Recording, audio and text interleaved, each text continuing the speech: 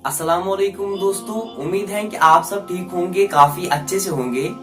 दोस्तों सबसे पहले आप ये वीडियो क्लिप देखो, उसके बाद हम आगे बात करते हैं।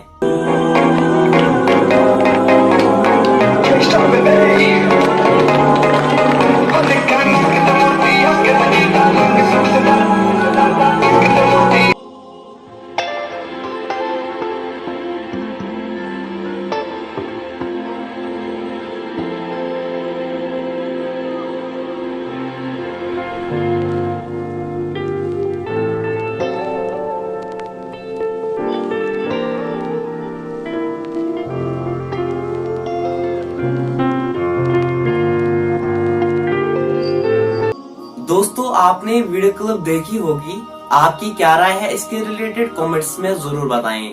चलो दोस्तों, मिलते हैं किसी नई वीडियो में, तब तक के लिए अपना ख्याल रखिएगा। अल्लाह हाफिज।